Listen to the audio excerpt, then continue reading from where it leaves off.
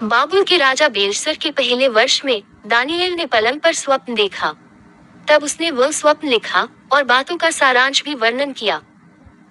Daniel ने ये कहा, मैंने रात को ये स्वप्न देखा कि महासागर पर चौमुखी आंधी चलने लगी। तब समुद्र में से 4 बड़े बड़े जंतु, जो एक दूसरे से भिन्न थे, निकल आए।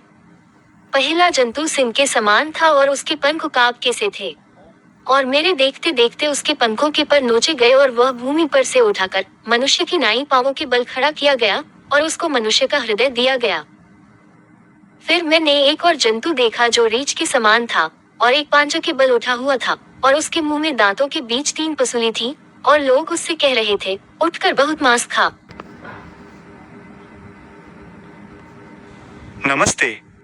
आपने बाइबल की दानिएल की पुस्तक अध्याय 7 1-5 से बहुत ही गहरे और रहस्यमयी वचनों को उद्धृत किया है। दानिएल का ये सपना इतिहास और भविष्यवाणी प्रोफेसी के दृष्टिकोण से बहुत महत्वपूर्ण माना जाता है। आइए बहुत ही सरल और स्पष्ट तरीके से समझते हैं कि इन अजीब दिखने वाले जानवरों और प्रतीकों का मतलब क्या है। दानिएल के सपने का मतलब। सारांश।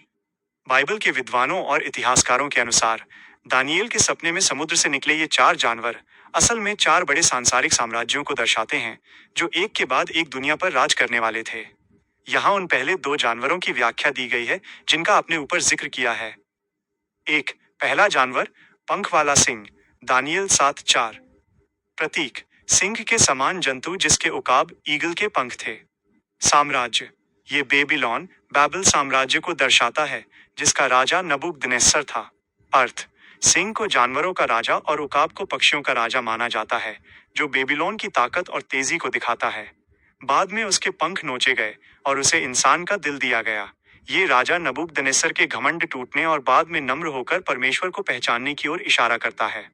2, दूसरा जानवर, रीछ यानी भालू, दानिएल 7:5।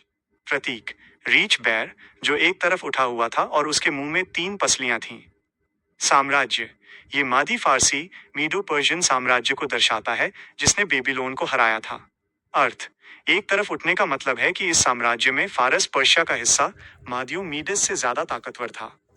मुंह में दबी 3 पसलियां उन 3 प्रमुख राज्यों जैसे बेबीलोन, लूडिया और मिस्र को दर्शाती हैं, जिन्हें इस साम्राज्य ने जीतकर निगल लिया था। दानिएल ने इस सपने में कुल 4 जानवर देखे थे। आपने सिर्फ पहले 2 सिंह और रीछ का वर्णन लिखा है। इसके बाद एक चीता, लेपर्ड और एक बहुत ही भयानक चौथा जानवर भी आता है, जो क्रमशः यूनान, ग्रीसिया और रोम के साम्राज्यों को दर्शाते हैं। क्या आप इस सपने के बाकी के 2 जानवरों और उनके गहरे अर्थ के बारे में भी जानना चाहते हैं? मैं उनके बारे में विस्तार से बता सकता हूँ।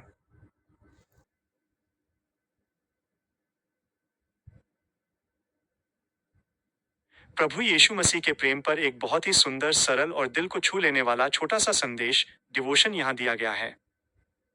यीशु का अनमोल प्यार। बाइबल हमें सिखाती है कि प्रभु यीशु मसीह का प्यार किसी शर्त पर टिका हुआ नहीं है। वो हमसे इसलिए प्यार नहीं करते कि हम बहुत अच्छे हैं, बल्कि इसलिए करते हैं क्योंकि प्यार करना उनका स्वभाव है। यीशु के इस छोटे मगर गहरे सत्य को हम इन 3 बातों से समझ सकते हैं। वो हमें हमारे नाम से जानते हैं। दुनिया की भीड़ में शायद हम खुद को अकेला महसूस करें, लेकिन यीशु के लिए हम बहुत कीमती हैं। उन्होंने कहा है कि उन्होंने हमारा नाम अपनी हथेलियों पर खोद रखा है। बलिदान का प्यार। यीशु का प्यार सिर्फ बातों तक सीमित नहीं था। उन्होंने क्रूस पर अपनी जान देकर यह साबित किया कि वो हमसे कितना प्यार करते हैं। बाइबल कहती है, परमेश्वर ने जगत से ऐसा प्रेम रखा कि उसने अपना एकलौता पुत्र दे दिया।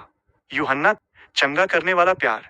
जब हम उदास होते हैं, टूट जाते हैं या थक जाते हैं, तो उनका प्यार हमें सुकून देता है। वो हमारे आंसुओं को पोंछते हैं और हमें एक नई उम्मीद देते हैं। एक छोटा सा विचार, यीशु का प्यार एक बहते हुए झरने की तरह है।